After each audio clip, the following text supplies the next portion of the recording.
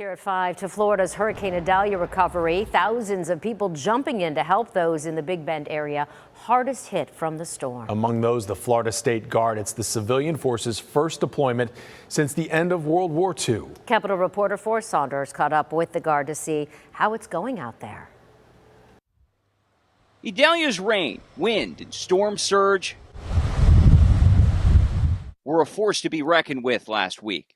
Red tent. Go to the red tent. Now, a new force working to return the Big Bend to normal, handing out supplies Here you go.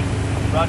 to the many in need. We picked up a tarp, water, canned goods, and ice. You're looking at the rebooted Florida State Guard, a volunteer force made up of everyone from lawyers to lawmakers. We have about 122 members of the Florida State Guard, all extremely proud Floridians who want to help and want to volunteer. Lots who have prior military experience, some who are current law enforcement, and others who are civilians like myself. Rep. Tom Fabricio, a lieutenant, said the idea was to use the State Guard during emergencies to bolster Florida's National Guard, which needs the help. I believe they are 49th in the ratio of National Guard members to Floridians. From what we saw, not only was it working,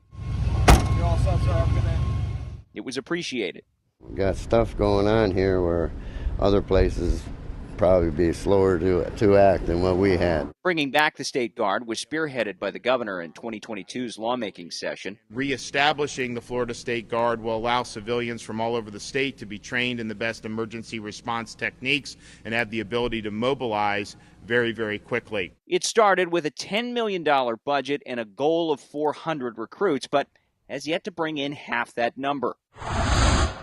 Outlets like the New York Times reported training was difficult and too militarized for some. Even so, during this year's session, the GOP majority approved a major expansion. The recruitment cap is now 1,500 with 10 times the budget. I will be down on this bill. Democrats worried the state was moving too fast and didn't like codifying, quote, threats to public safety as justification for the State Guard's deployment. This bill potentially creates language where we could be deeming some activities as a public threat when in reality it's not. While Idalia certainly qualifies, the concerns remain as Florida's State Guard continues its first real test.